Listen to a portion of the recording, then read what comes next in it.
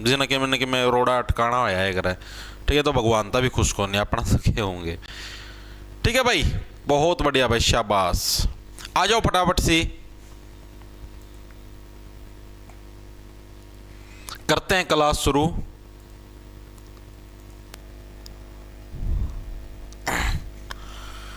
तो भाई जैसा कि आप सभी को पता था भाई, आप ने हरियाणा जीके की सीरीज स्टार्ट कर रखी थी और इस सीरीज के अंदर हमारी 61 क्लास से हो चुकी है और आज हमारी 62वें नंबर की क्लास है। और ये दो क्लास से मेरी फेवरेट क्लास है, 61 62 61 62, ठीक है। तो 62वें नंबर की क्लास के अंदर आज से जो हम लोग टॉपिक शुरू करने जा रहे हैं, उस टॉपिक का नाम होगा हरियाणा के वंश। हरियाणा के अंदर किन किन वंशों का शासनकाल रहा था। कल आप ही ने जैसे कि मोटी मोटी चीज पढ़ी थी भाई, अलग अलग टाइप के हमने वो पढ़े थे, गणराज्य पढ़े थे, योद्धे गणराज्य, अर्जुनायन, कुणींद, ये हमने पढ़े थे जी, बिल्कुल पढ़े थे। आज हम लोग वंश पढ़ेंगे। कल हमने जो वर्धन वंश या फिर जिसको पुष्यभूति वंश बोलते हैं उसके बारे में हमने थोड़ा बहुत पढ़ा था जी, बिल्कुल पढ़ा था। प्रभाकर वर्धन है या जो पुष्यभूति है, पुष्यभूति उस वंश का संस्थापक था और मेन संस्थापक प्रभाकर वर्धन को माना गया था। प्रभाकर वर्धन के 3 बालक होया कर दे, राज्यवर्धन द्वितीय, हर्षवर्धन और राज्यश्री, ठीक है जी। राज्यवर्धन जो मतलब प्रभाकर वर्धन, उसके बारे में आपने विस्तार पूर्वक पढ़ लिया था। राज्यवर्धन जो द्वितीय, उसके बारे में पढ़ना रहेगा। राज्यश्री यानी उसके बड़का बारे में पढ़ना रहेगा, वो आप आज पढ़ाएंगे, ठीक है। लिखेंगे सभी साथी, क्या था प्रभाकर वर्धन नाम का राजा होया करता, वर्धन वंश चल रहा था अपना जी, बिल्कुल सही है जी। तो प्रभाकर वर्धन के कितने थे जी? 3 बच्चे थे जी। कौन कौन से थे? एक का नाम था जी राज्यवर्धन द्वितीय, ठीक है जी। दूसरे का नाम था जी हर्षवर्धन जी, बिल्कुल सही बात है। और तीसरी छोरी थी जिसका नाम था जी राज्यश्री। ये कौन थी? ये लड़की थी भाई इसकी, ठीक है जी। अब आप इन्हें एक तो इसका बारे में पढ़ना है, एक आप इन्हें इसका बारे में पढ़ना है। राज्यश्री के बारे में आपको कुछ ज्यादा पढ़ने की जरूरत नहीं, लेकिन थोड़ा सा पढ़ना पड़ेगा क्योंकि राज्यश्री की कहानी है वो राज्यवर्धन द्वितीय से लिंक है, तो इसलिए आप इन्हें राज्यश्री के बारे में भी थोड़ा बहुत पढ़ना पड़ेगा, ठीक है जी। अब ये जो राजश्री थी ना, राज्यश्री, इसकी शादी कर दी मोखरी वंश का शासक होया करता उस टाइम गरय वर्मा, ठीक है, जो कि कन्नौज के अंदर था, मेनली कन्नौज का शासक था एक तरीके से। लिखेंगे सभी साथी, इसकी शादी बहुत इंपॉर्टेंट है, इसकी शादी मोखरी वंश के राजा, मोखरी वंश के राजा गरय वर्मा के साथ कर दी भाई। ब्लड की तो घर के अंदर ही जाती है, तो गरय वर्मा के साथ है। गरय वर्मा कहां का शासक था? कन्नौज का था जी, कन्नौज के साथ कर दी। किसकी शादी कर दी? राज्यश्री की कर दी। ओके जी, ये चीज भी हमारे समझ में आ गई, दिमाग के इसके अंदर तो कुछ था है कौन मुश्किल, ठीक है जी। उसके बाद यो जो गरय वर्मा होया करता ना, इसकी किसी ने हत्या कर दी। कौन था जी जो हत्या करने वाला? देवगुप्त नाम का शासक था जिसने शशांक के साथ मिलके क्या इसकी हत्या कर दी। यो शशांक कौन होया करता जी? यो गोंड नरेश था, ठीक है। लिखेंगे सभी साथी, ये जो गरय वर्मा है इसकी क्या है? देवगुप्त ने राजा शशांक के साथ मिलकर, शशांक कौन था? गोंड नरेश था भाई, गोंड नरेश, ठीक है। शशांक के साथ मिलकर हत्या कर दी भाई, ठीक है। किसकी हत्या कर दी भाई? हत्या कर दी किसकी? गरय वर्मा की। गरय वर्मा कौन हो गया? यानी राज्यवर्धन और हर्षवर्धन का जीजा था, एक डाल था, हाँ जी जीजा था, तो जीजा की हत्या कर दी, यानी इनकी जो बेबे व विधवा बना दी, ठीक है जी। यह चीज हमारी समझ में आ गई, दिमाग का में घुस गई भाई, ठीक है। इसके अलावा जो प्रभाकर वर्धन था यो भी बूढ़ा हो चुका था। इसकी भी मैंने आपको बताया था 605 ईस्वी के अंदर, कल मैंने बताया था, बीमारी से इसकी मृत्यु हो गई थी और इसकी जो पत्नी थी वो भी इसका गेल सती हो गई थी, यानी इसकी चिता का मत जल की वह भी राख हो गई थी। ओके जी, ये चीज भी हमारे समझ में आ गई। अब सीधी सी बात है, बड़ा छोरा कौन सा था? राज्यवर्धन था, तो गद्दी के ऊपर कौन बैठेगा? राज्यवर्धन बैठेगा, ठीक है जी। यानी 605 ईस्वी के अंदर जहां पर जब प्रभाकर वर्धन की मृत्यु होगी तो उसी से अगले साल, मतलब सॉरी 605 के अंदर मृत्यु, तो 605 के अंदर ही, उसी से अगले साल नहीं, उसी साल, क्योंकि उस टाइम मृत्यु होती है तो अगला राजा बनाते हैं। तो 605 ईस्वी के अंदर किसको? राज्यवर्धन द्वितीय को क्या है? गद्दी के ऊपर बिठा दिया गया, ठीक है। समझो ये कहानी से लिंक है। अब क्या हुआ? राज्यवर्धन को क्या है 605 ईस्वी में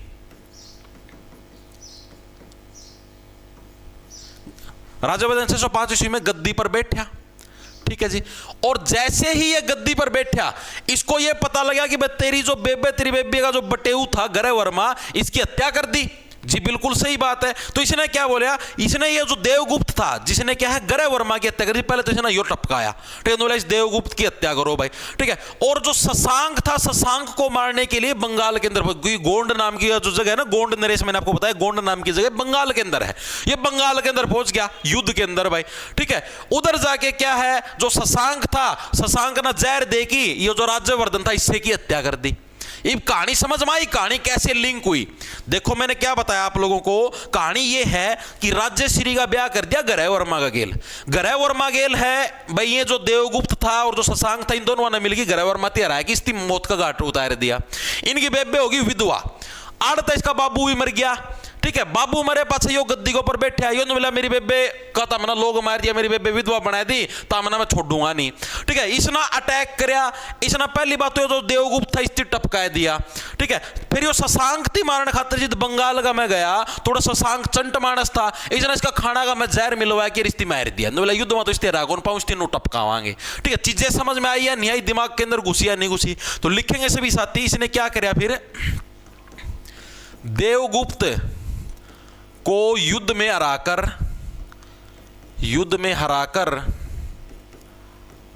मौत के घाट उतार दिया, मौत के घाट उतार दिया।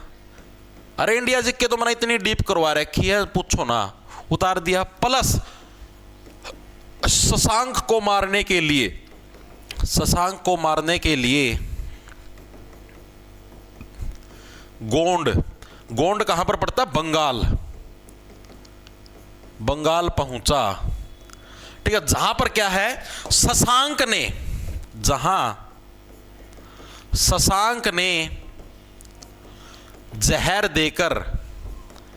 जहर मिलाकर राज्यवर्धन द्वितीय की हत्या कर दी। यानी जो शशांक है, इसने दोनों भाई बहन दोनों मार दिए, ठीक है। ई बच गया हर्षवर्धन, ठीक है। यहां पर जो है तुम्हारा राज्यवर्धन का रोल हो गया यहां पर खत्म, ठीक है। आपसे एक प्रश्न और पूछेगा, राज्यवर्धन ने कौन सी उपाधि धारण करी थी, तो परम सौगात की इसने उपाधि धारण करी थी। ये चीज और याद रखना, बस राज्यवर्धन के बारे में और आपको कुछ भी याद रखने की जरूरत नहीं है। इसने कौन सी उपाधि धारण करी थी, परम सौगात की उपाधि धारण करी थी भाई, की उपाधि धारण की थी भाई, ठीक है भाई। ये चीज क्लियर होगी, जी हाँ होगी क्लियर। आप इन्हें वर्धन वंश के अंदर देखो, एक तो आप इन्हें प्रभाकर वर्धन पढ़ लिया, प्रभाकर वर्धन तो आप इन्हें काले पढ़ लिया था, जी हाँ कल पढ़ लिया था, ठीक है। इसके अलावा आप इन्हें राज्यश्री के बारे में पढ़ लिया, राज्यश्री की शादी गरे वर्मा के साथ होगी, गरे वर्मा को किसी ने टपका दिया, दो जने थे देवगुप्त और शशांक, इन दोनों ने मिलकर टपका दिया। जैसे ही प्रभाकर वर्धन की मृत्यु बाद राज्यवर्धन गद्दी पर बैठा, बोला तमना मेरी बेबे का लोग मारा, तमने तारती में छोड़ दूंगा नहीं, यो जान दिया इसने देवगुप्त टपका दिया, शशांक मारने का शशांक ने इसकी जहर देगी टपका दिया, ठीक है। इसने उपाधि धारण करी थी परम सौगात की। बस इतनी ही चीजें याद रखनी है। अब जो मेन खिलाड़ी है वो है जी हर्षवर्धन, जो कि बहुत ही इंपॉर्टेंट कंसेप्ट है जिसके बारे में आपको पढ़ना है। आओ अब हम लोग पढ़ेंगे हर्षवर्धन के बारे में। आइए, हर्षवर्धन बहुत ही प्यारा राजा था और साथ में भाई ये उत्तर भारत का सबसे स्ट्रॉन्ग राजा था उस टाइम के हिसाब से। जो उस समय का दौर चलने लग रहा था, उस समय के दौर के हिसाब से उत्तर भारत का सबसे पावरफुल शासक था ये। इसका जन्म कब हुआ जी, तो 590 ईस्वी के अंदर भाई इसका जन्म हुआ। और जैसे ही इसका जो बड़ा भाई था राज्यवर्धन द्वितीय, उसकी हत्या की गई थी जहर देके शशांक के द्वारा, उसी से अगले साल यानी 606 ईस्वी के अंदर क्या है, इसका राज्याभिषेक करके इसको राजा बना दिया गया। तो लिखेंगे सभी साथी, इसका जन्म कब हुआ बहुत इंपॉर्टेंट है, पूछा जाता है। और इसका राज्याभिषेक तो सबसे ज्यादा इंपॉर्टेंट है, मल्टीपल टाइम एग्जाम के अंदर आया। आप सेंट्रल गवर्नमेंट के एग्जाम दोगे उधर भी आपको एग्जाम के अंदर दिखाई देगा। तो जन्म कब हुआ मैंने बताया जी, 590 ईस्वी के अंदर इसका जन्म हुआ, ठीक है जी। गद्दी पर कब बैठे, इसका भाई था 605 के अंदर, तो उसी से अगले साल 606 ईस्वी के अंदर क्या है भाई, ये गद्दी के ऊपर बैठा। ओके जी, ये चीज भी हमारे समझ में, कोई दिक्कत परेशानी नहीं जी, कोई भी दिक्कत परेशानी नहीं है। गद्दी के ऊपर बैठते इसने आपका भाई की मौत का बदला लिया। जो बोले अरे शशांक तना मेरा भाई लग जहर देगी मारा, तेरी मैं गोभी खोद दूंगा, ठीक है। तो इसने राजा बनते ही क्या सबसे पहले शशांक, लिखेंगे सभी साथी, शशांक से अपने भाई बहन की मृत्यु का बदला लिया भाई। बोला तो हम छोड़ू नहीं, कड़े बैज लियो से तुम बंगाल भाजो और से बांग्लादेश भाज जाओ, छोड़ूंगा नहीं भाई, मैं मार लग तारी गोभी खोदता जाऊंगा। ठीक है, तो इसका बदला ले लिया भाई। ठीक है जी, बदला लेने के बाद क्या है, ये उत्तर भारत का सबसे स्ट्रॉन्ग शासक बन गया भाई, सबसे पावरफुल शासक बन गया। इसने अपनी राजधानी किसको बनाया, तो राजधानी तो आप सभी को पता, स्थानेश्वर। इसने अपनी राजधानी किसको बनाया, स्थानेश्वर थी वो इसकी राजधानी थी, इसको थानेसर भी बोल देते हम लोग अपनी वर्तमान भाषा के अंदर, स्थानेश्वर। ठीक है, और वर्तमान में हम लोग इसको क्या बोलते हैं, थानेसर, जो कि कहां पर पड़ता है, हरियाणा के कुरुक्षेत्र जिले के अंदर पड़ता है। इसने इसको क्या बनाया, अपनी राजधानी बनाया। ओके जी, इसके अलावा ये शैव धर्म का अनुयायी था। शैव का मतलब भगवान शिव का उपासक था। जय भोलेनाथ, पाड़ दो इस शशांक की गोभी। ठीक है, तो इस तरीके से क्या है, ये युद्ध के अंदर अपना आगाज करता था, यानी शैव धर्म का अनुयायी था। शैव धर्म से समझ जाओगे ना कि भगवान शिव का उपासक था, शैव धर्म का अनुयायी था। कौन था भाई शैव धर्म का अनुयायी, ये आपका जो हर्षवर्धन था, ये शैव धर्म का अनुयायी था। ओके जी, ये चीज भी हमारे समझ में आ गई, दिमाग के अंदर घुस गई। क्या हुआ,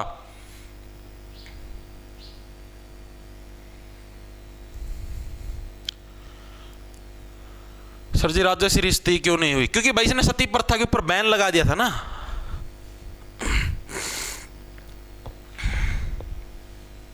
बिल्कुल बिल्कुल, ठीक है जी। फिर क्या हुआ, राज्यश्री भाई, राज्यश्री तो भाई देखो उसका हस्बैंड तो मर गया। अरे भाई वह एक दिन नुए जा रही थी जंगला का मैं, तो भाई जो शशांक था ना, शशांक जिसको हर्षवर्धन ने टपकाया, फिर पाचा शशांक ने भाई तो इसकी बेबे का बटेऊ मार दिया, इसका बड़ा भाई मार दिया। ठीक है, तो राजश्री एक दिन नुए जा रही थी जंगल में शिकार करने, नो बोले चलो एक आधा शेर हिरण का शिकार कर लिया कि मैं मांस मछली कुछ खा लिया। ठीक है, इंजॉयमेंट कर लेंगे।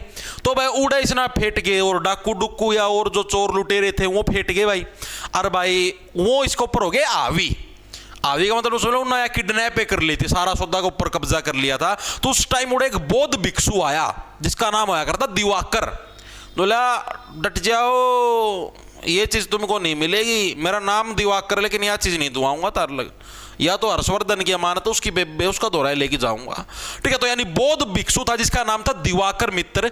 उसके द्वारा क्या है, विंध्याचल के जंगलों के अंदर क्या है, राज्यश्री की जान बचाई गई और हर्षवर्धन के दरबार के अंदर दोबारा से लाई गई। लिखेंगे सभी साथी।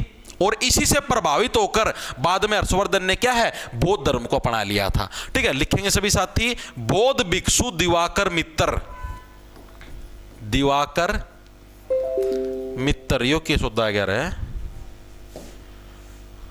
यो के सुद्धा है, अटजार है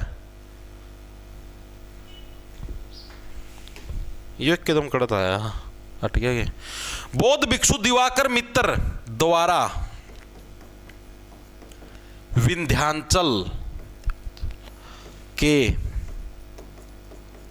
जंगलों से राज्यश्री की जान बचाई गई,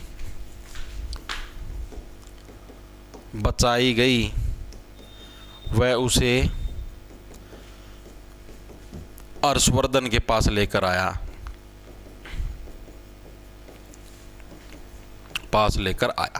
इस चीज का हर्षवर्धन हो गया खुश। बोले यार बौद्ध धर्म के लोग तो बहुत अच्छे यार, को जानना पिछाड़ी से ना तो भी मेरी बेबे बचा दी। ठीक है, तो ये जो दिवाकर मित्र था इसी के संपर्क में आने की वजह से क्या है, बाद में हर्षवर्धन ने क्या है, बौद्ध धर्म को अपनाया। तो अगर आपसे पूछ ले हुआ है हर्षवर्धन ने किस धर्म को अपनाया, बौद्ध धर्म को, और किसके संपर्क में आने के बाद, ये जो दिवाकर मित्र नाम का व्यक्तित्व था इसके संपर्क में आने के बाद इसने क्या है, बौद्ध धर्म को अपनाया। लिखेंगे सभी साथी, इसके संपर्क में आने के बाद हर्षवर्धन ने कौन से धर्म को अपनाया, बौद्ध धर्म को अपनाया भाई। बोला रहे तो बौद्ध धर्म के लोग तो बड़े अच्छे यार, मेरी बेबे बचा ली, मैं तो इनका शुक्रगुजार हो गया। ठीक है, तो मना यो धर्म अपनाना पड़ेगा। ठीक है, बिल्कुल बिल्कुल बिल्कुल। जय श्री राम जी, कैसे हो सर आप? प्रवीण कौशिक, बहुत बढ़िया मेरे भाई, चीजें समझ में तो आने लग रही है ना। वाह जी, ये बात तो आज पता चली, अच्छा रहा है, इतनी माड़ी बात। ठीक है जी, एक बार के लिए बताओ, हर्षवर्धन और राज्यवर्धन के बारे में आपको इतनी चीजें क्लियर हुई? आप ही राज्यवर्धन राज्यश्री पढ़ लिया, हर्षवर्धन का थोड़ा सा इंट्रो पढ़े, अभी और भी चीजें पढ़नी है। हर्षवर्धन की बहुत लंबी चौड़ी कुंडली है भाई। ठीक है, एक बार के लिए बताओ, इतना क्लियर है ना? बहुत बढ़िया भाई।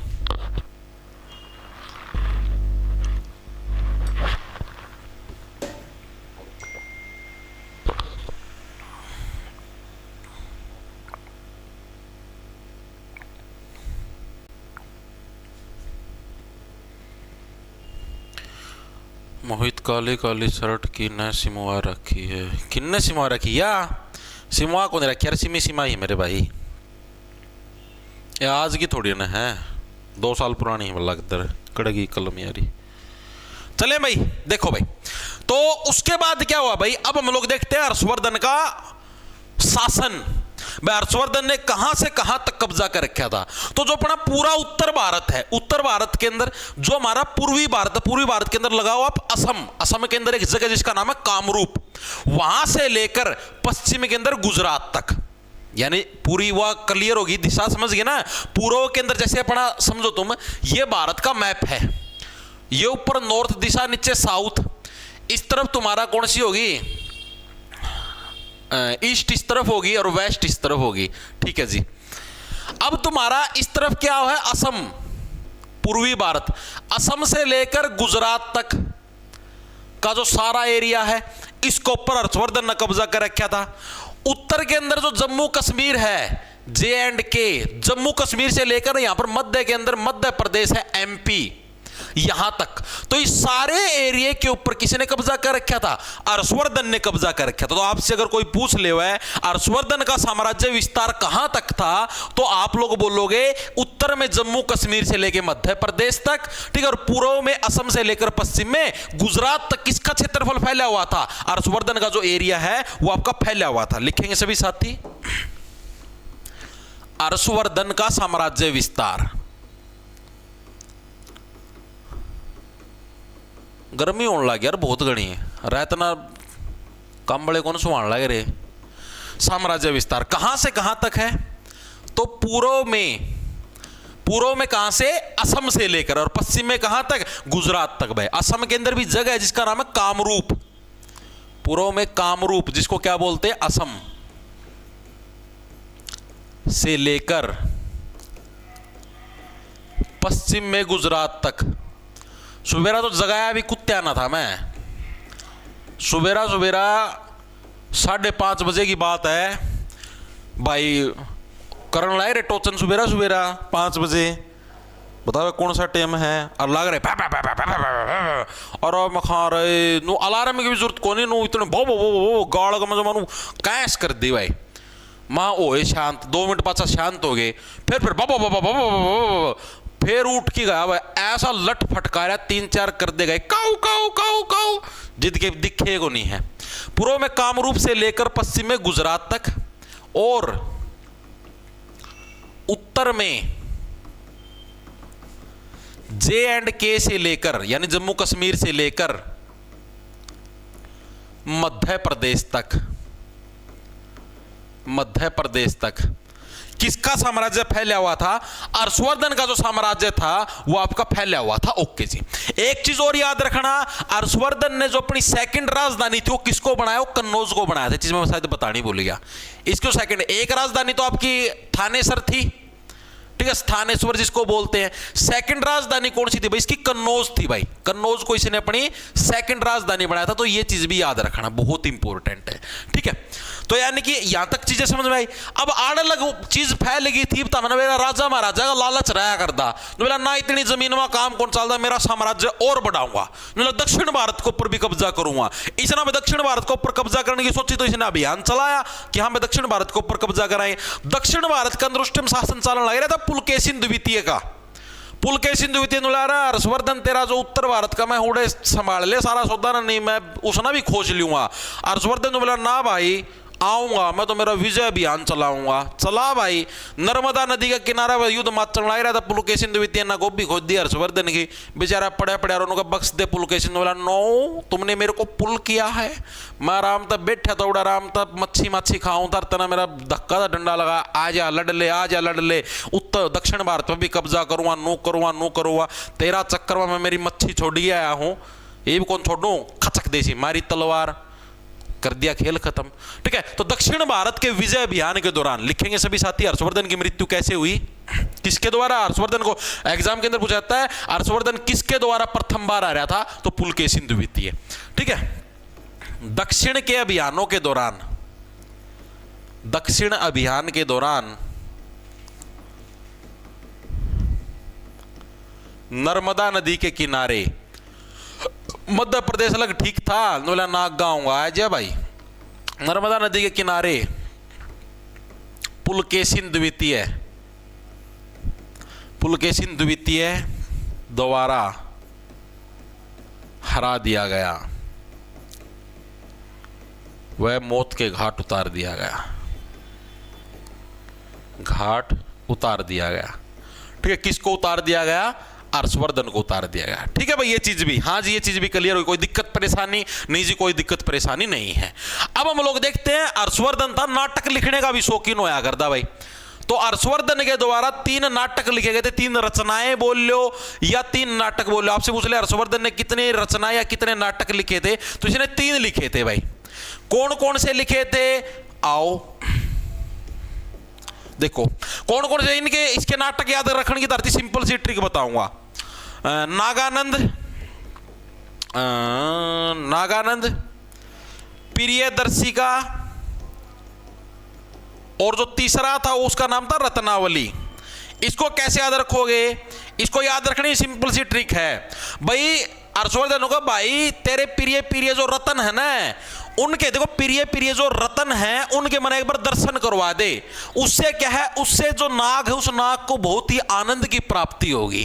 कैसे याद रखोगे, हर्षवर्धन क्या कहने लग रहा है भाई, जो प्रिय जो तू रतन ले रहा है ना, इनके एक बार दर्शन करवा दे भाई, नागनानंद की प्राप्ति हो जाएगी भाई। ठीक है, यानी नागानंद, प्रियदर्शिका, रत्नावली, तीनों नाटक याद होंगे, आजीवन याद रहेंगे। ठीक है जी, एक बार हर्षवर्धन का एक दरबारी कवि होया करता भाई।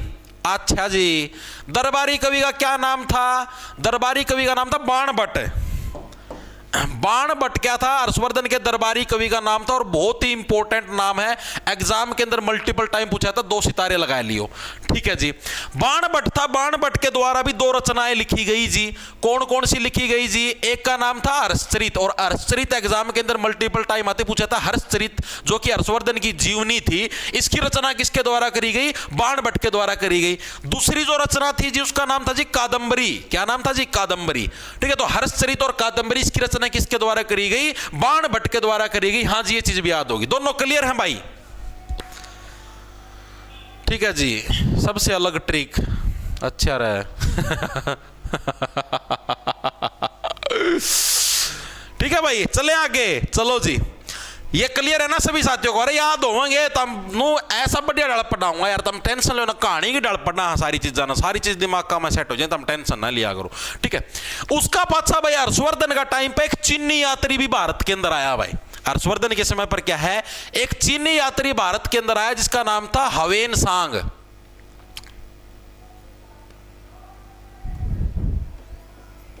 हवेन सांग, हवेन सांग क्या था, एक चीनी यात्री था। लिखेंगे सभी साथी, पूछा जाता मल्टीपल टाइम पर। चीनी यात्री जो हर्षवर्धन के समय भारत आया, हर्षवर्धन के समय भारत आया था भाई। ठीक है, आपसे पूछ ले हर्षवर्धन के समय भारत आने वाले चीनी यात्री का क्या नाम था, हवेन सांग। हर्षवर्धन बोला रहे हो के सांग है, यो के आएगा, यो नु चाइनीज खड़ा, नु कचराने खड़ा है, यो कुकर आ गया अपना, के सांग है इसका। तू बोला लग रहा के बका भाइयों, के सौदा इसका। फिर उसका मंत्री उठ के बोला जी ये चाइनीज भाषा के अंदर बोल रहा है, चीनी यात्री है, नोले आड़े मैं रहना चाहूँ, आड़े की सभ्यता देखना चाहूँ। और उस बाद नोले आ रहे यार पहला बहुत घना बोझ रहा है, मेरा भाई मर लिया, मेरी बेबी मर ली, और आ गया जमाई बन गई, कड़ा पाला गई ना, मंत्री नो ले हर्षवर्धन कन्वर्ट कर भाई इसने के बका है हो मंत्री नो बोले जी नु कहे कि मैं तो आड़े बस और तारा उड़ कोने में तो अपना तारा राज्य में किते रह लियो मना महल में ना रखियो बस मतलब मैं परमिशन दे दो मैं तारा की नू थोड़ी नू देखना चाहूँ कैसी जीवन शैली फलाना निमकाना आज यार कर ले यार मंत्री ने समझा बोला चले आ गया बस यह कहानी थी इनकी ठीक है। तो चीजें समझ में आई। तो अवेन सांग था, अवेन सांग का के कुछ सांग था आओ। तो ये क्या था, चीनी यात्री था जो कि हर्षवर्धन के समय भारत आया था। कब आया था ये आया था 629 ईस्वी में। लिखेंगे सभी साथी 629 ईस्वी में क्या था भारत के अंदर आया था। ये कब से कब तक रहा भाई ये भारत के अंदर, तो 629 से लेकर 645 तक। लिखेंगे सभी साथी 629 से 645 तक क्या था ये भारत में रहा। ठीक है, कौन रहा भारत के अंदर, अवेन सांग क्या 629 ईस्वी से 645 ईस्वी तक क्या है भारत के अंदर है, जो कि क्या था आपका चीनी यात्री था। ठीक है जी, इसने भी एक किताब लिखी, मैं भी किताब लिखूंगा तारा जी, तो वो लिख सका तो मैं भी लिखूंगा। इसने एक रचना लिखी जिसका नाम था सी यू की, के नाम था सी यू की, सी यू की। आपसे पूछा था सी यू की किसकी रचना है, तो ये चाइनीज बिल्ला था अवेन सांग, इसकी रचना क्या नाम था, सी यू की था जी। ओके जी, ये चीज भी हमारे समझ में आ गई भाई। और इसने इसी किताब के अंदर किसकी सबसे ज्यादा प्रशंसा करी है, थाने सर की सबसे ज्यादा प्रशंसा की है। थाने सर की सर्वाधिक जो प्रशंसा करी है, सर्वाधिक प्रशंसा की है, वो किस किताब के अंदर की गई है आपकी, सीयू की, जो कि किसके द्वारा लिखी गई थी, अवेन सांग के द्वारा आपकी लिखी गई थी। ओके जी, ये चीज भी हमें समझ में आ गई भाई। इसी अवेन सांग ना जो हर्षवर्धन था, हर्षवर्धन को एक नाम दिया जिसका नाम था शिलादित्य। तो आपसे पूछा था शिलादित्य के नाम से किसको जाना था, हर्षवर्धन को। और ये नाम हर्षवर्धन को किसने दिया, अवेन सांग ने क्या है हर्षवर्धन को एक नाम दिया जिसका क्या नाम होता था जी, शिलादित्य। ओके जी, ये चीज भी हमें समझ में आ गई। लिखेंगे सभी साथी, इसने हर्षवर्धन को क्या नाम दिया, हर्षवर्धन को शिलादित्य। शिलाजित कौन दिया, ठीक हो गया नहीं, हर्षवर्धन पाचा ऊपर तो स्वर्ग लोग मतलब गाड़ काट था, हर्षवर्धन को शिलादित्य नाम दिया भाई। ठीक है जी, ओके जी, चीज भी हमें समझ में आ गई। अब यो तो नाम दे दिया, अब अवेन स्वांग के कुछ निक नेम थे, इसके अन्य नाम क्या क्या थे, यात्रियों का राजकुमार। भाई तो राजकुमार था, यात्री जितने भी यात्री आए गए उन सबका राजकुमार था यो। तो इसको क्योंकि यात्री था भारत का, मैं तो इसको क्या है यात्रियों का राजकुमार बोलते हैं। इसको साहित्य सम्राट भी हम लोग बोल देते हैं भाई। ठीक है, तो इसके दो नाम थे, लिखेंगे सभी साथी, साहित्य सम्राट वह यात्रियों का राजकुमार, ये भी हम लोग इसको बोल देते थे। ओके जी, ये चीज भी हमारे समझ में आ गई। ठीक है, क्लियर हुई चीजें जी, बिल्कुल क्लियर होगी, बहुत बढ़िया भाई। यात्रियों का राजकुमार, शाबाश।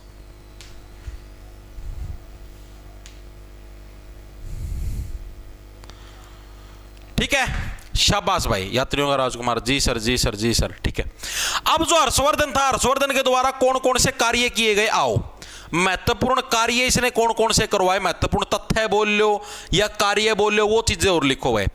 एक तो आप इन्हें देखो सिर्फ 4 ही बौद्ध संगीतियां पढ़ी हैं जी, बिल्कुल पढ़ रखी होंगी, इंडिया जीके के अंदर मैंने करवा रखी हैं।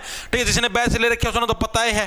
तो 4 टाइप की बौद्ध संगीतियां मैंने आप लोगों को करवाई थी। उसके अंदर मैंने आपको बताया कौन सी बौद्ध संगीति का आयोजन किसके समय पर हुआ, किसने करवाया, कौन सी जगह करवाया, हाँ जी करवा रखा है। तो ये जो बौद्ध संगीत है उसके अंदर पढ़नी सिर्फ 4 ही है, एग्जाम के अंदर आती भी 4 ही है। लेकिन अपने को 5वीं के बारे में सिर्फ इतना याद रखना, 5वीं बौद्ध संगीत का आयोजन किसके द्वारा करवाया गया था, हर्षवर्धन के द्वारा क्या 5वीं बौद्ध संगीत का आयोजन आपका करवाया गया था। लिखेंगे सभी साथी इसके तथ्य। पहला तो क्या है, 5वीं बौद्ध संगीत का आयोजन करवाया गया, बौद्ध संगीत का आयोजन करवाया, किसने करवाया, ये करवाया जी हर्षवर्धन ने। ओके जी, इसके अलावा इसने सती प्रथा के ऊपर बैन लगा दिया। क्यों, क्योंकि इसकी मां भी इसका बाबू गेल के है चितागा में कूद गई थी। ठीक है, तो इसने क्या है सती प्रथा पर बैन लगाया, सती प्रथा पर रोक लगाई भाई। ओके जी, ये चीज भी हमारे समझ, ये भी इसने बड़ा अच्छा काम कराया था। ठीक है, वैसे अगर आप अभी के समाज के साथ तो भी तो बहुत बढ़िया चीज थी। ठीक है जी, कुंभ के मेले का आयोजन करवाया, कुंभ के जो मेले का आयोजन इससे टाइम तक शुरू हुआ था, मेले का आयोजन करवाया, यो भी एक महत्वपूर्ण तथ्य है, उसका मैं आपसे पूछ ले कुंभ के मेले का आयोजन कब से? हर्षवर्धन के टाइम से लगना स्टार्ट हो गया था। ओके जी, ये चीज भी हमारे समझ में आ गई। और जो इसकी अंतिम लड़ाई थी हर्षवर्धन की, वो कौन सी थी भाई? आपकी गंजस की लड़ाई, ठीक है, वो इसकी अंतिम लड़ाई थी। उसका पता चला मतलब कि कोई खास वगैरह वगैरह लड़ाई लड़ुई करी नहीं भाई, ठीक है। क्या हुआ? बिल्कुल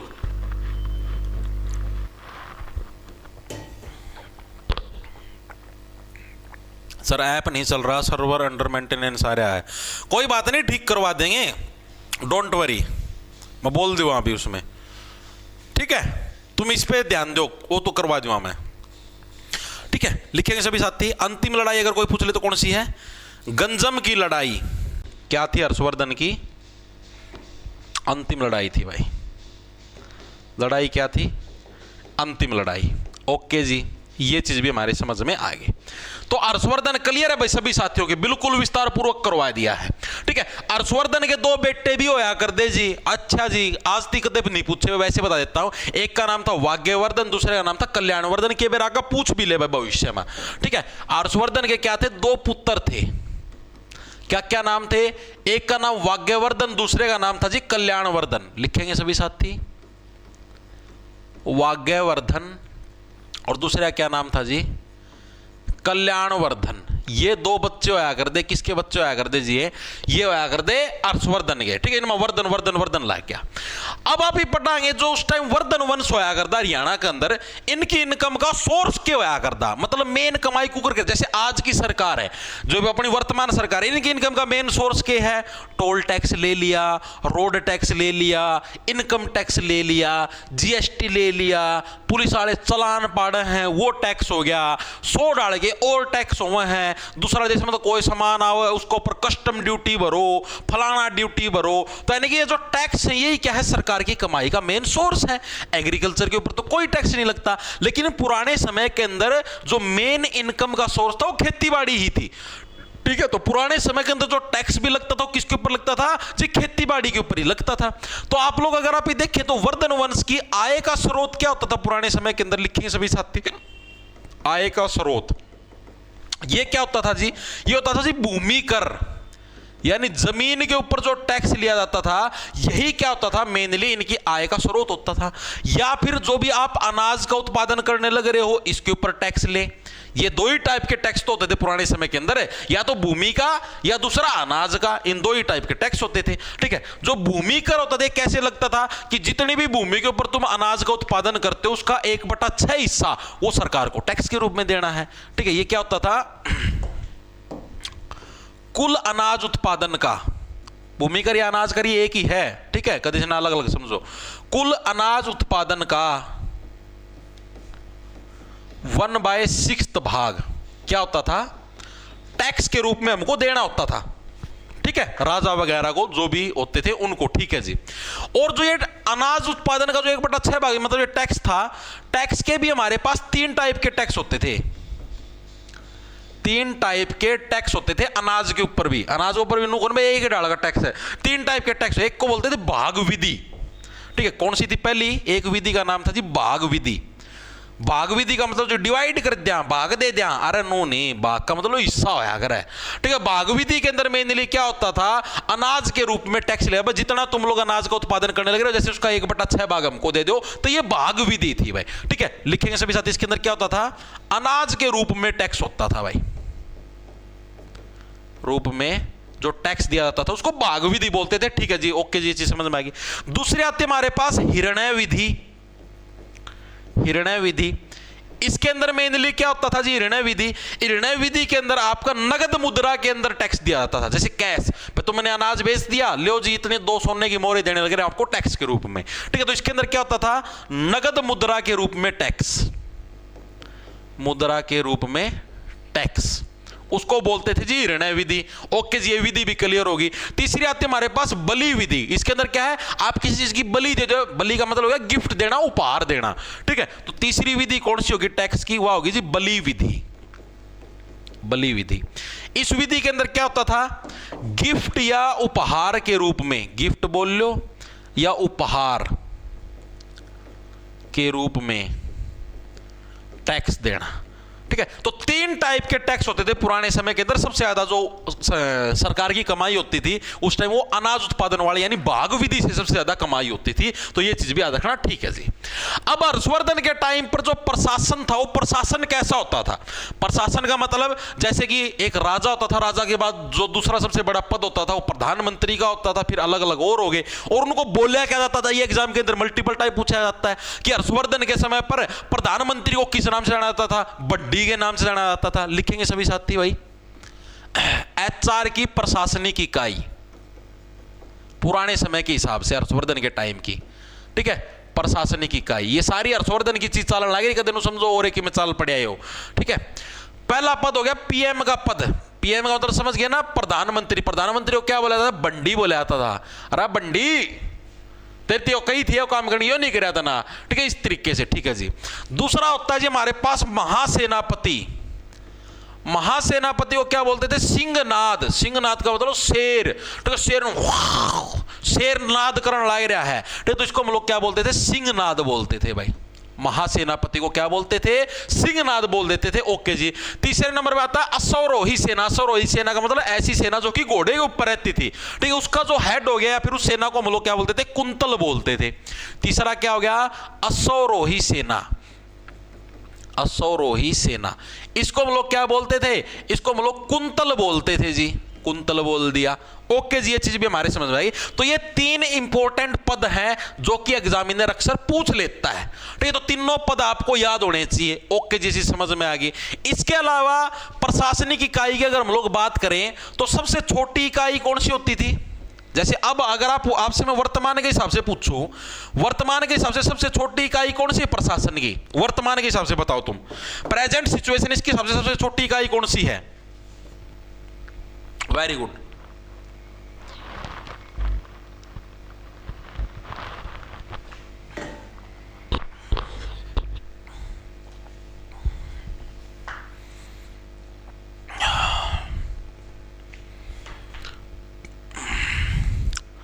कुल, अरे कुल नहीं मेरे भाई, प्रशासन की सबसे छोटी इकाई प्रेजेंट के हिसाब से मेरे को बताओ। विलेज, विलेज, गांव, गांव। शाबाश, बहुत बढ़िया भाई। ग्राम, पंचायत, पंचायत, हाँ शाबाश, सबका बिल्कुल सही है भाई, ठीक है। जिसको हम लोग क्या सबसे छोटी इकाई कौन सी होगी जी? गांव होगी। गांव बोलो या ग्राम, पुराने समय के अंदर भी प्रशासन की जो सबसे छोटी इकाई होती थी उसको भी गांव या ग्राम ही बोलते थे। तो आपसे पूछ ले प्रशासन की सबसे छोटी इकाई कौन सी थी? गांव या ग्राम। ओके जी, चीज में समझ में आ गई हमारी। सेकंड नंबर पर जो आती थी हमारे पास यानी कि गांव से जो बड़ी आएगी वो कौन सी होगी? तहसील। गांव से जो बड़ी इकाई होती थी, गांव का भी जो ऐड हो गया वो कौन है? यानी बहुत सारे गांव से मिलकर एक तहसील बनती थी, और इस तहसील को क्या बोलते थे? पठक बोलते थे। उस टाइम की भाषा के अंदर क्या बोलते थे? पठक बोलते थे। किसको? तहसील को बोलते थे। और जो तहसील का हेड होता था उसको हम लोग बोलते थे पठकपति। क्या बोलते थे? पठकपति भाई, ठीक है। अब जो बहुत सारी तहसीलें, बहुत सारी तहसील मिलके क्या बनाती हैं? तो जो बहुत सारी तहसीलों का जो हेड होगा उसको बोलते हैं जिला, ठीक है। और जिले को उस टाइम की भाषा के अंदर क्या बोलते थे? विषय या विश बोल देते थे, ठीक है। बहुत सारी तहसील मिला के क्या बनाती थी? जिला। और जिले को हम लोग क्या बोलते थे उस टाइम में? विषय भी बोल देते थे और इसको विश भी बोल देते थे, ठीक है। और जो जिले का हेड होगा उसको क्या बोलेंगे? विशपति बोलेंगे। यानी जो जिले का हेड होगा उसको क्या बोलेंगे? उसको विशपति बोलते थे भाई। आपके किस टाइम? हरियाणा की बात होने लग रही है, ये हर्षवर्धन के टाइम पर हरियाणा के अंदर भाई इन 3 चीजों को ये चीज बोलते थे। इस तरीके से मैं आपको करवाने लग रहा हूं, ठीक है। हाँ, बहुत बढ़िया भाई, ठीक है। और जब बहुत सारे जिले होते थे, बहुत सारे जिले मिलके ये क्या बनाते थे? ये बनाते थे जी राज्य। और राज्य को उस टाइम की भाषा के अंदर क्या बोलते थे? भुक्ति बोलते थे। आपसे पूछ ले भाई पुराने समय के अंदर हरियाणा को है किस नाम से जाना था? भुक्ति, राज्य के नाम से, मतलब राज्य को ये बोलते थे। और जो राज्य का हेड होता था उसको बोलते थे उपरिक। उपरिक, जैसे अब तो वर्तमान में सीएम बोलते हैं हम लोग, पुराने समय के अंदर उसको उपरिक बोलते थे। और बहुत सारे राज्य मिलके क्या बनाते थे जी? देश बनाते थे, ठीक है। और देश के हेड को क्या बोलते थे जी? राजा बोलते थे, ठीक है। तो इस टाइम, पुराने टाइम के अंदर ये हमारा प्रशासन होता था भाई, ठीक है। तो चीजें समझ में आई। वर्धन वंश हो चुके अपना पूरा, जिसने अपने हरियाणा के ऊपर कराया था शासन भाई, ठीक है। वर्धन वंश हर एक साथी के समझ में आया नहीं आया, फिर मैं आगे चलता हूं। सारा मैंने आपको विस्तार पूर्वक बता दिया और मेरे हिसाब से हर एक साथी के याद भी हो गया होगा, ठीक है। एक बार के लिए फटाफट से बताओ, मैं आपसे पूछता हूं, अभी ये नया सिस्टम चलाया है यूट्यूब ना, इसके अंदर पूछा है क्या वर्धन वंश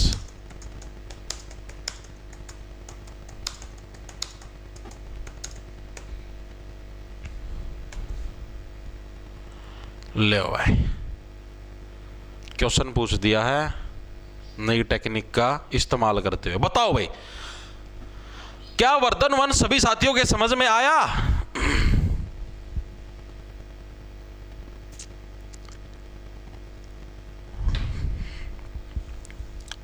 बहुत बढ़िया भाई, बहुत बढ़िया। सर दोबारा बताना भाई, वीडियो है या मुँह तो है को नहीं कि जो शब्द मैंने बोल दिया हुआ मैं उड़ी के सारे रिकॉर्ड हो पाछा न करके दोबारा देख ले, इतना टाइम को ना भाई एक चीज ना 10-10 बार दोबारा करवाई जाऊं। आगे भी सिलेबस करवाना मेरे भाई।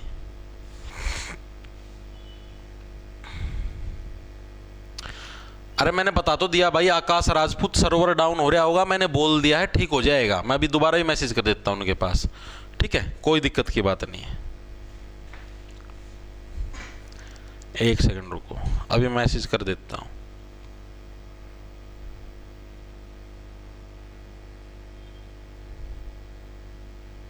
कई बार सर्वर डाउन हो जाता है मेरे भाई।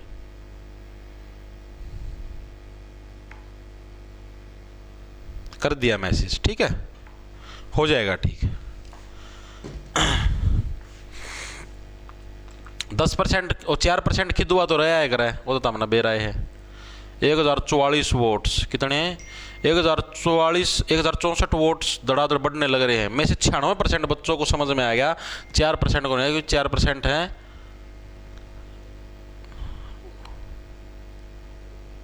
दोनों का 20 मिनट में ठीक हो जाएगा भाई, टीम फिक्स करने लग रही है। ओके ठीक है भाई, 1100 बच्चों ने वोट डाल दिए, बहुत बढ़िया, शाबाश। चलें भाई आगे। आईफोन के लिए माई एपेक्स नाम से भाई ऐप, आईफोन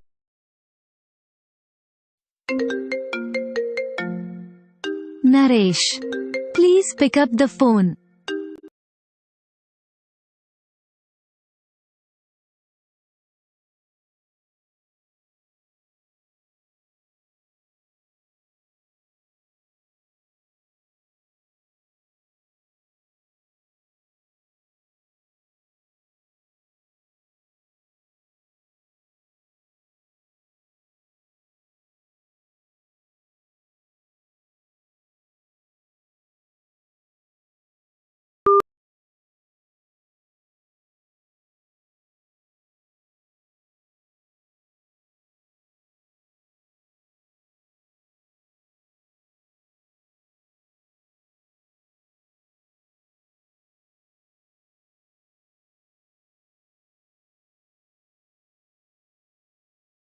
पिछले साल ही टेक्स्ट बुक से लाखों स्टूडेंट का सिलेक्शन हुआ है। तो आज ही टेक्स्ट बुक ऐप को डाउनलोड करें और शुरू करें 1 रुपए में 2 दिन का trial period. Future option. We've got it. Precision tools, real-time insight. करें शुरू।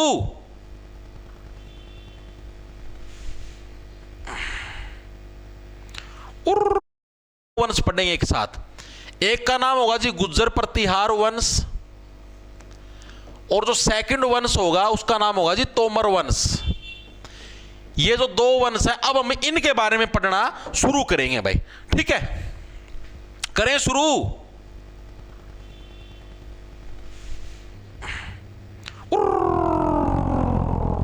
क्या हुआ? बहुत बढ़िया भाई। देखो भाई, तो लिखेंगे सभी साथी, जैसे ही वर्धन वंश समाप्त हुआ, वर्धन वंश के समाप्त होने बाद अगला वंश कौन सा आया जी? गुज्जर प्रतिहार वंश है, इस वंश का उदय हुआ, ठीक है जी। गुज्जर प्रतिहार वंश का संस्थापक कौन था? ठीक है, देखो किसके डस जाने की वजह से आदमी गुजर जाता है, तो नाग के डस जाने की वजह से आदमी क्या है? गुजर जाता है, यानी उसकी डेथ हो जाती है, यानी कि गुज्जर प्रतिहार वंश का संस्थापक कौन हो गया? नागभट्ट प्रथम हो गया, ठीक है। तो गुज्जर प्रतिहार वंश का आपसे संस्थापक नागभट्ट प्रथम कहां का था? मालवा का शासक था भाई, ठीक है। लिखेंगे सभी साथी, कौन सा था? वर्धन वंश। वर्धन वंश के बाद HR में गुज्जर प्रतिहार वंश का शासन आया है। जैसे ही वर्धन वंश का शासनकाल खत्म होया, उसके बाद क्या हरियाणा के अंदर गुज्जर प्रतिहार वंश का शासन आया। और गुज्जर प्रतिहार वंश का मेन जो संस्थापक था वो कौन था? मैंने अभी आपको बताया, किसके काट जाने से आदमी गुजर जाता है, गुज्जर से बढ़िया गुजर जाना, तो किसके काट जाने से? नागभट्ट, यानी नाग के काट जाने, यानी नागभट्ट प्रथम है। इसके द्वारा क्या है, इस वंश की स्थापना करेगी, जो कि मालवा का शासक था उस टाइम, ठीक है। वहां से क्या इसके द्वारा इस वंश ठीक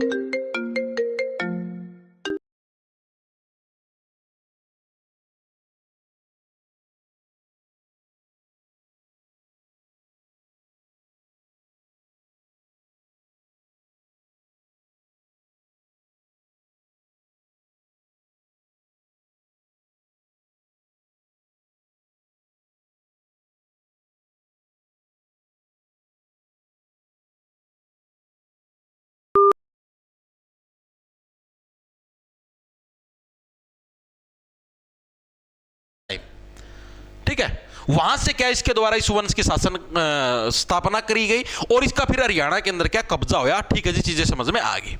फिर जैसे ही नागभट्ट प्रथम का शासनकाल चलने लग रहा था तो बीच का मैं एक शासक और आ गया जिसका नाम था वत्सराज।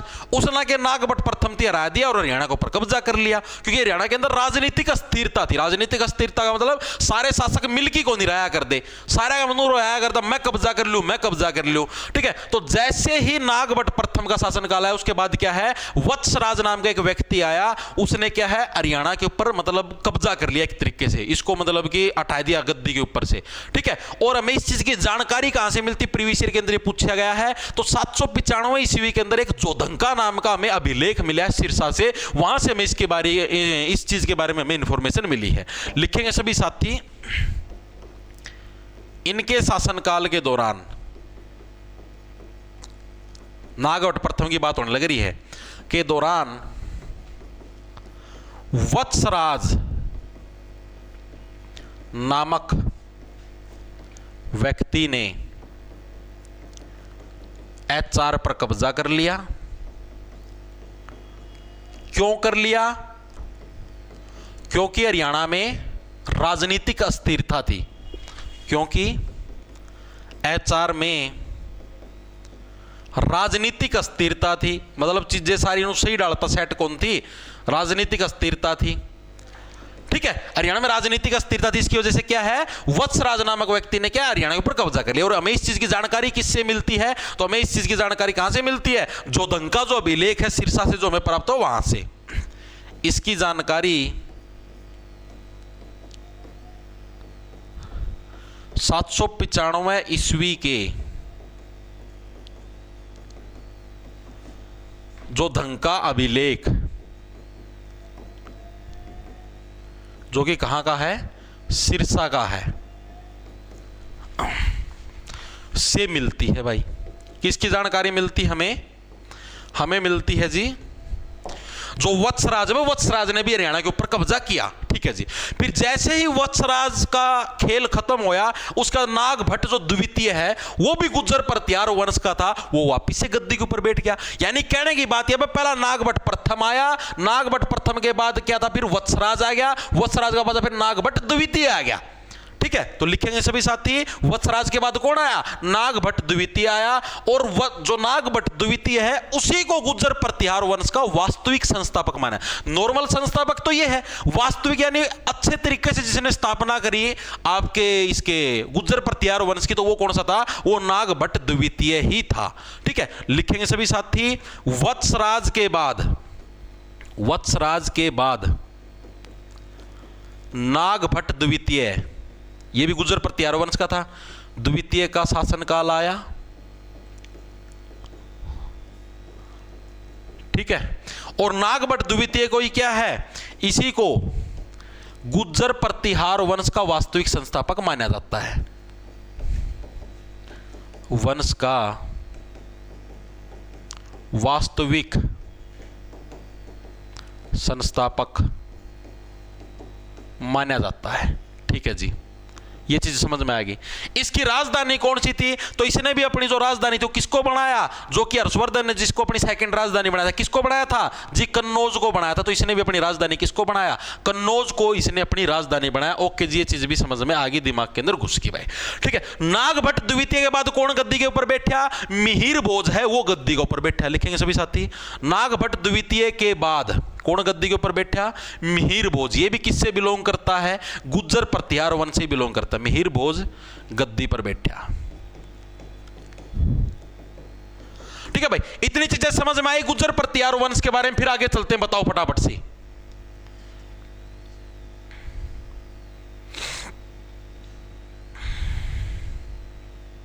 जो दंका गांव है जी सिरसा में, हाँ भाई जो दंका गांव है सिरसा के अंदर, वहां से जो हमें अभिलेख मिला है उसकी बात होने लग रही है। ठीक है,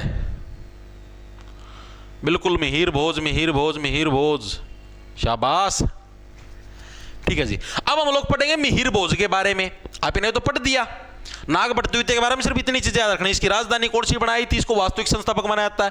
नागभट्ट द्वितीय के बाद कौन आया, मिहिर भोज आया। मिहिर भोज के बारे में पढ़े, मिहिर भोज को भोज प्रथम भी बोल देते हैं। आओ लिखेंगे सभी साथी, मिहिर भोज, जिसको हम लोग भोज प्रथम भी बोल देते हैं, भोज प्रथम भी। इसके बारे में आपको क्या कुछ जानकारी याद रखनी है। एक तो 836 से लेकर और 885 ईस्वी तक इसका शासनकाल रहा। पहली चीज तो याद रखो, कब से कब तक रहा, 836 ईस्वी से 885 ईस्वी तक, ईस्वी तक क्या है इसका शासनकाल रहा। किसका शासनकाल रहा जी, मिहिर भोज का शासनकाल रहा। कब से कब तक, 836 से 885 ईस्वी तक। ठीक है जी, इसने भी अपनी राजधानी किसको बनाया, वही सेम किसको जी, कन्नौज को। शासन कराया करते हरियाणा में, राजधानी बना रहे थे कन्नौज का। मैं देख लो भाई, राजधानी किसको बनाया, कन्नौज को इसने अपनी राजधानी बनाया। ठीक है जी, व्यापारिक केंद्र किसको बनाया, जहां पर ये मेन अपना बिजनेस करता था, तो कुरुक्षेत्र के अंदर जो पेवा नाम की जगह, उसने इसको अपना व्यापारिक केंद्र बनाया, यानी जहां पर ये अपना मेनली बिजनेस करने का काम करता था। ठीक है, व्यापारिक केंद्र इसने किसको बनाया, केंद्र की बात करें तो वो होगा जी पेवा। इसने पेवा को अपना व्यापारिक केंद्र बनाया। और पेवा कहां पर हमको देखने को मिलता है, कुरुक्षेत्र जिले के अंदर हमको पेवा देखने को मिलता है। इसको क्या अपने इसने अपना बिजनेस का सेंटर बनाया। ओके जी, ठीक है। ये किस धर्म का उपासक था, शैव धर्म, उसका वैष्णव धर्म का। ठीक है, भगवान विष्णु का उपासक था मिहिर भोज भाई। ये चीज भी याद रखना, पूछ सकता है, इंडिया जीके के अंदर तो मेनली पूछा गया है। ठीक है, तो ये किसका उपासक था, ये वैष्णव धर्म का, वैष्णव बोल लो, या फिर हम लोग बोल सकते हैं भगवान विष्णु का उपासक था,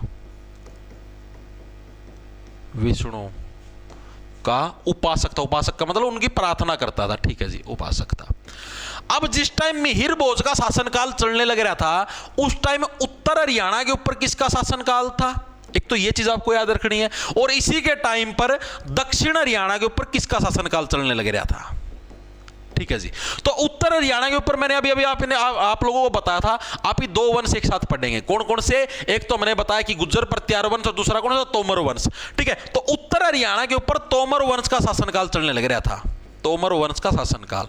और जो पिछला सीईटी था, ये वाला सीईटी नहीं, 2025 वाला नहीं, जो 2022-23 वाला था, जो सीईटी 22 के अंदर हुआ था, उसके अंदर यह प्रश्न पूछा गया था कि मिहिर भोज के समय उत्तर हरियाणा में किस वंश का शासनकाल चलने लग रहा था। तोमर वंश का। बहुत इंपॉर्टेंट है भाई। ठीक है, एग्जाम के अंदर आया हुआ है, तो इस चीज को याद रखना, बहुत ही ज्यादा इंपॉर्टेंट है। मिहिर भोज के समय उत्तर भारत के अंदर किस वंश का शासनकाल चलने लग रहा था, तोमर वंश का शासनकाल हो चलने लग रहा था। तो ये चीज बहुत इंपॉर्टेंट है। ठीक है जी, चीज भी समझ में आएगी। दक्षिण हरियाणा के अंदर बदानकों का शासनकाल चलने लग रहा था। कहां पर, दक्षिण हरियाणा के अंदर भाई। ठीक है, तो दोनों चीजें रखना, ये बहुत इंपॉर्टेंट है। मिहिर भोज के समय तोमर वंश का शासनकाल चलने लग रहा था। ओके जी, चीज हमें समझ में आ गई भाई। अब ये जो मिहिर भोज है, इसी के समय पर हमें हरियाणा से 2 अभिलेख भी प्राप्त हुए। इसी के जो समय के बारे में जो हमें इंफॉर्मेशन देते हैं, तो हमें 2 अभिलेख भी प्राप्त हुए। लिखेंगे सभी साथी, इसी से रिलेटेड जो इसके शासनकाल को दिखाते हैं, 2 अभिलेख प्राप्त हुए। एक तो कहां से, सिरसा से हुआ है जी। ठीक है, जैसे जोदंका था, जोदंका जो गांव है सिरसा के अंदर, वहां से अभी अभिलेख प्राप्त हुआ, उसी टाइप से एक यहां पर सिरसा से हुआ है। ठीक है, जिसको हम लोग पाशुपत, मतलब जो अभिलेख को बताता है हमें क्या है भाई, वहां पर उस टाइम पाशुपत संप्रदाय का भी शासनकाल चलने लग रहा था भाई। क्या हुआ, क्लियर सर, पार्थ नमस्कार।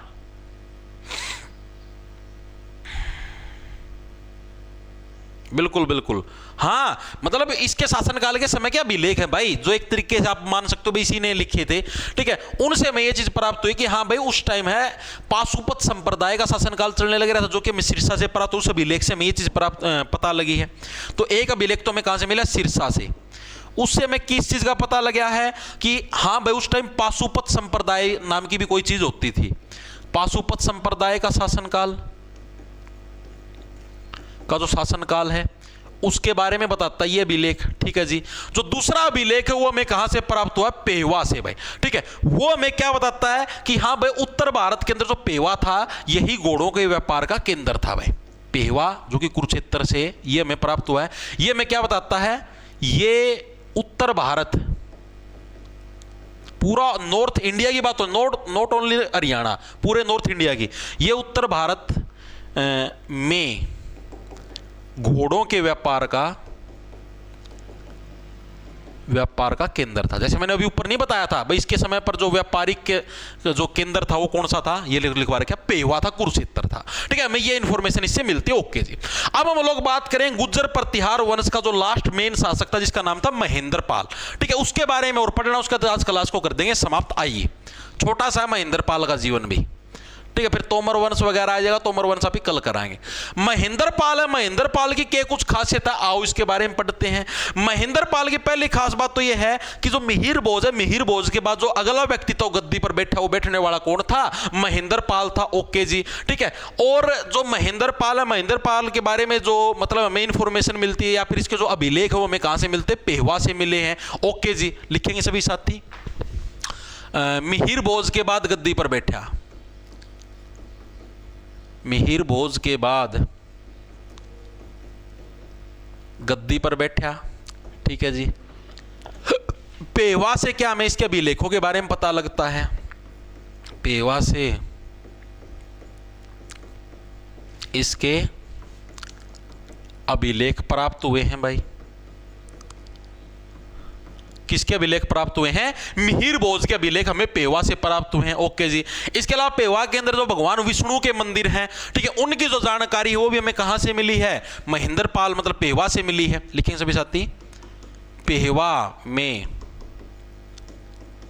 भगवान विष्णु के मंदिरों के जो निर्माण की जानकारी है वो भी हमें किसके अभिलेखों से मिली है, महेंद्र पाल के जो अभिलेख है जो कि हमें पेहवा से प्राप्त हुए हैं, हमें वहीं से मिली है। ओके जी, इसका शासनकाल कब से कब तक रहा, उसका शासनकाल कब से कब तक, 885 तक था, 837 से 885, तो इसका 885 से लेकर और आपका कब से कब तक, आपका 910 ईस्वी तक इसका शासनकाल रहा। इसका शासनकाल कब से कब तक रहा, 885 से 910 ईस्वी तक, 910 ईस्वी तक क्या है, इसका शासनकाल रहा है। किसका शासनकाल रहा भाई, आपका महेंद्र पाल का शासनकाल रहा। ओके जी, ठीक है। लेकिन भाई इसकी खास बात सिर्फ यह है भाई, कमजोर शासक था, इसकी कोई और खास बात नहीं है, कमजोर शासक था, इसकी वजह से भाई इसके आगे पतन हो गया और जो तोमर वंश है फिर उसका शासनकाल आ गया भाई। ठीक है, मतलब कैसे है, क्योंकि वो पहले इसी के अंडर काम कराया करते, तोमर वंश हो गया, एक जो बदानक वंश मैंने बताया उत्तर हरियाणा और दक्षिण हरियाणा के अंदर था, उत्तर में तोमर दक्षिण में बदानक, वो सारे इसी के अंडर काम कराया करते। जैसे अकबर का टाइम था, अकबर का टाइम के ऊपर भाई राजपूत भी थे या और जो दक्षिण भारत के अंदर और भी राजा वगैरह थे, वो सारे क्या थे, फिर अकबर के साथ उन्होंने संधि कर ली, अकबर के अधीन काम करते थे। ठीक है भाई, मतलब जो अकबर ने ऑर्डर दे दिए तो उन्ना वो राज्य अपना जो राज्य है उसका में उन्ना वो ऑर्डर मनवाने पड़ेगा। जो सेम टाइम मतलब सेम चीज इधर थी, महेंद्र पाल था, उसका मेन शासन था, महेंद्र पाल के अंडर ही तोमर वंश था और इसी के अंडर ही क्या था, आपका जो बदानक वंश था वो था। लेकिन ये कमजोर शासक था तो इसकी वजह से क्या उन्होंने अपने आप को स्वतंत्र कर लिया, हम तो हमारा न्यारा राज्य बसाएं, तेरा दिन काम को नहीं करा। ठीक है, तो लिखेंगे सभी साथी क्या था, कमजोर शासक था, शासक था। और इसकी वजह से क्या है, जो तोमर थे और जो बदानक थे, तोमर व बदानकों ने अपने आप को क्या है, स्वतंत्र घोषित कर लिया वह, घोषित कर लिया। ठीक है भाई, इतनी ही चीजें आपको याद रखनी और इससे ज्यादा कुछ याद रखने की जरूरत नहीं है, ये भी हो गया तुम्हारा पूरा भाई। ठीक है, तो भाई दो वंश करवा दिए हैं, वर्धन वंश करवा दिया, गुज्जर प्रतिहार वंश करवा दिया। दोनों वंश पूरी डिटेल में अच्छी एक्सप्लेनेशन के साथ लिपटवा दिए हैं। ठीक है, बाकी जो वंश बच गए लाइक तोमर वंश वो आप कल स्टार्ट कर देंगे, बदानक वंश वगैरह वगैरह, और कुल मिला के मैं कोशिश करूंगा कि इस हफ्ते के अंदर हमारी हरियाणा जी के समाप्त हो जाए। मेरी तो कोशिश रहेगी, बाकी भाई 2-3 दिन के बाद और भी ऊपर लाएगी। मेरे हिसाब से इसकी 70 क्लास बनेंगी। ठीक है, अभी इसकी 62 क्लास हुई है, 8 क्लास और भी लागेंगी, 4 तो इस हफ्ता की रहेगी। ठीक है, और फिर 2-3 और भी लाग सके हैं कि मेरा 71-72 क्लास भी बने जा, मेरा हिसाब था बताऊँ हूँ, बाकी इतनी तो बननी ही बननी है। ठीक है भाई, बाकी चीज बताओ, आप जिस गहराई से करवाने लग रहे हो चीजें समझ में तो आने लग रही है ना, कहानी की तरह आपको हिस्ट्री करवाने लग रहा हूं, अच्छे से सारी चीजें समझ में आ जाएंगी। बढ़िया डाल अपनी रिवीजन मारो, पीडीएफ का मैं तो हैंड रिटन नोट्स तारती दे हुए हूं, बैच में थोड़ा रिवीजन मारो, ठीक है। इन पर्सनों की पीडीएफ लगा लो, हैंड रिटन नोट्स लगा लो, ठीक है। सारी चीजें आपको कहां पर मिलेंगी, जॉब्स टारगेट के नाम से आपको अपना ऐप मिला, प्ले स्टोर पर उसको डाउनलोड कर लेना। उधर आप जैसे कोर्स के सेक्शन के अंदर जाओगे तो उधर आपको 2 कोर्स मिल